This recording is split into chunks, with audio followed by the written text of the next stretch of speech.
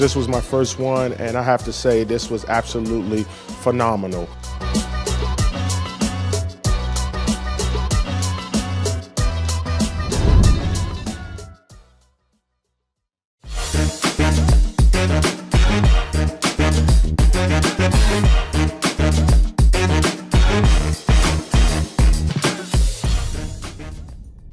Hi, I'm Elisa Gums with Black Enterprise here at the Black Men Excel Spotlight Series with one of our many men of excellence. Please tell us who you are and what you do.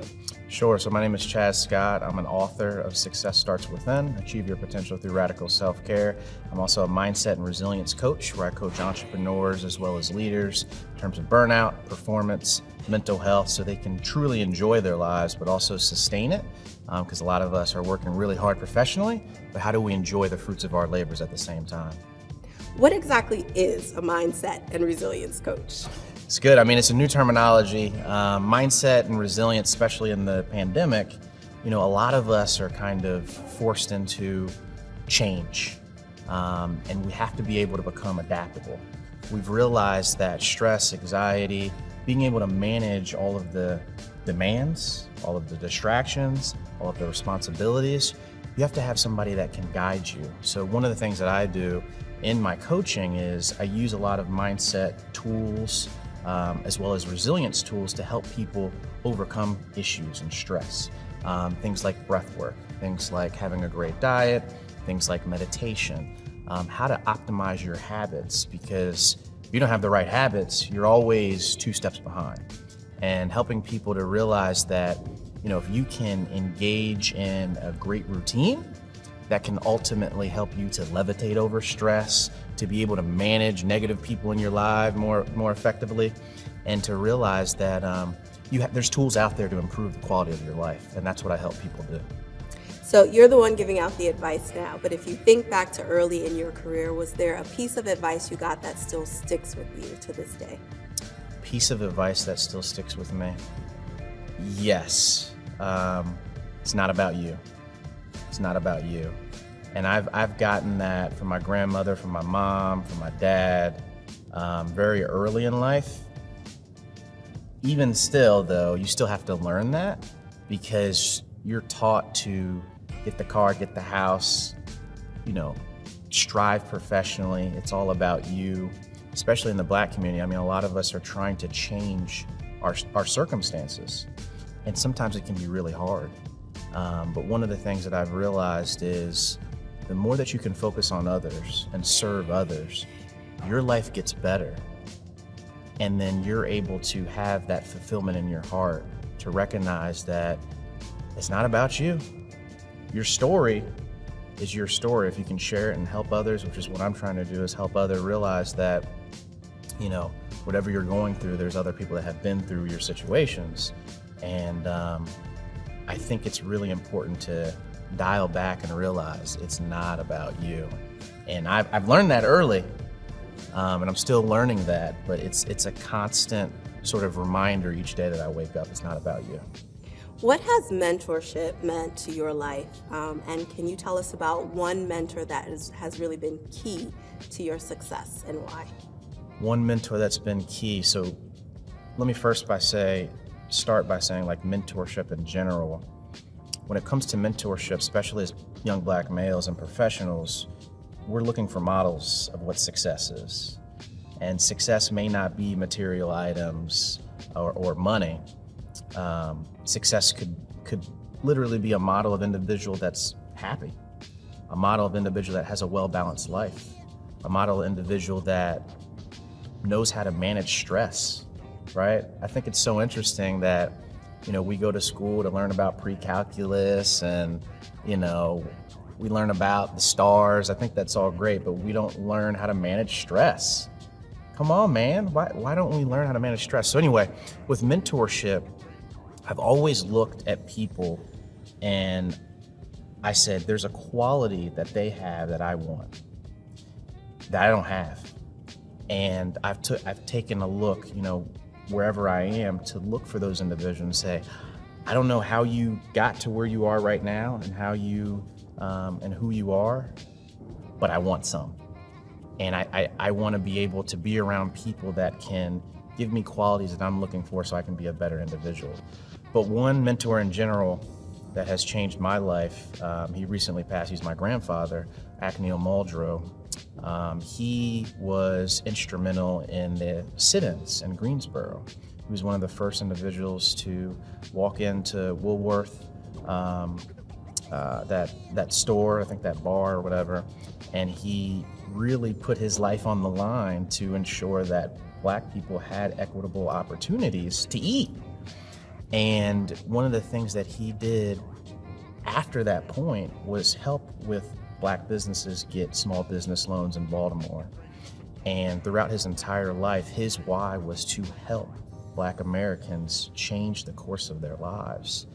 And, you know, growing up, I never really knew his story until I started researching. He never talked about it, but I realized that he created a lot of impact for people. And still to this day, I recognize and meet people who say, oh, you're the grandson of Neil Muldrow, and we're still talking about him.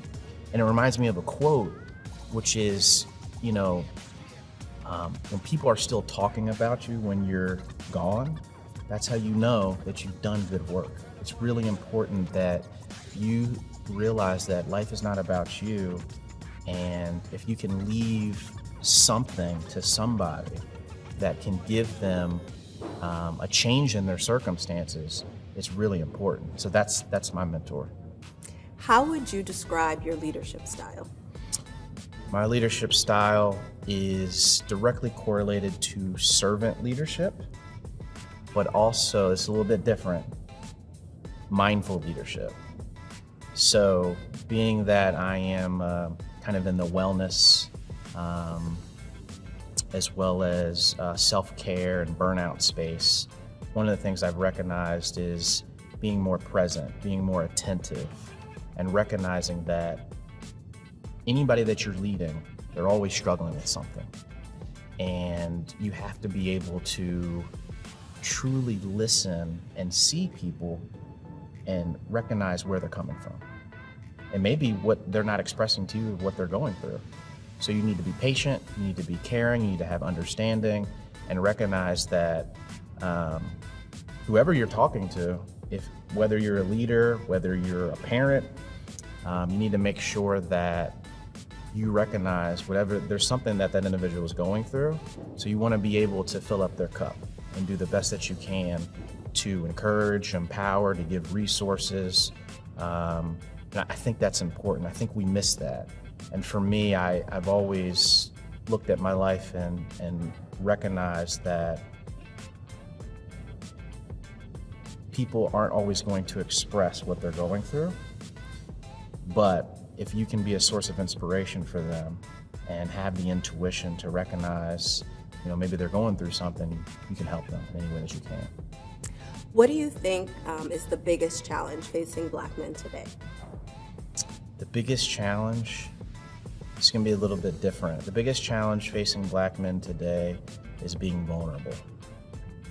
I think a lot of us aren't as vulnerable as in terms of seeking the care that we need, vulnerable with ourselves and our relationships. You know, we're taught to be strong, to be powerful, to ensure that you have the household together. And when I was talking on a panel earlier, and one of the things that I talked about was being vulnerable is a strength, because you recognize that there's something in you that's missing, and you need to go seek it. And when you go seek those resources, your life gets better. That's a strength. And I feel like as Black men, you know, through the demands of the distractions, media, we've been taught that we have to fit this certain image. But this new image that I think, you know, Black Enterprise and Black Men Excel, which is a great conference, allows us to open up and allows us to be vulnerable and to recognize that we're all going through it. But there are resources out there where life gets better, and we have to be vulnerable to do so, to actually seek the resources that we need to have a better life. You've had so many accomplishments in your life and your career. Tell us about one of your biggest wins. My biggest win So my biggest win, this will be a little bit different. Showing up as my authentic self each and every day, that's my biggest win. But beyond that, from a kind of material kind of path, my book, Success Starts Within, Achieve Your Potential Through Radical Self-Care. That book took me about 2.5 years to write. I submitted it to over 55 different publishers. They all said no or rejected it. It took that 56th publisher to take it in. And, that was a testament, because I realized that, what I was going through, over the course of a couple of years, I wanted to share that story to help other brothers that look like me. And I wanted to encourage, provide resources to improve the quality of people's lives. And for me to continue to push, submit the manuscript, regardless of what anybody else thought, I knew that there was something that I could provide value for other people. And I think, for me, success has changed in terms of what it actually means to be successful. And that's why I mentioned, showing up as my authentic self as something that has carried me, no matter where I am. And I think that's important. No matter how successful the book got, no matter how many speaking opportunities I have, I've all came back to the central point of, it's not about me, how much I need to provide that value to others, no matter who I'm talking to or speaking to. You just said success has changed for you. What used to be success, and how do you define it now? Good question. So success used to be obviously the cars, the clothes, the watch, the beautiful wife, all those things. I think those things are great, right? But one of the things I've recognized when you actually attain all those things, it sometimes, most of the time, doesn't change how you feel internally. And in 2017, I got to that point where I had everything that I said that I wanted, and yet I still felt burnt out, depressed, and hollow inside. And I realized that there was inner work that was required of me in order for me to not only enjoy my life, but show up as my authentic self and to truly live out who I was. So success has changed from the traditional material items to more inner well-being. And in my book, Success Starts Within, it really illuminates that success is really about your inner well-being. Without your inner well-being, you can't reach your success, but you can't sustain your success either. What's the point of working so hard, climbing a mountain? You get to the peak of the mountain, you realize you've been climbing the wrong mountain, and not only that, you haven't been enjoying the process.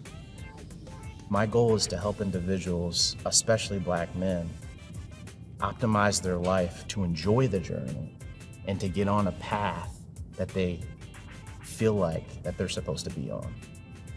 What makes you a Black man who excels? What makes me a Black man that excels?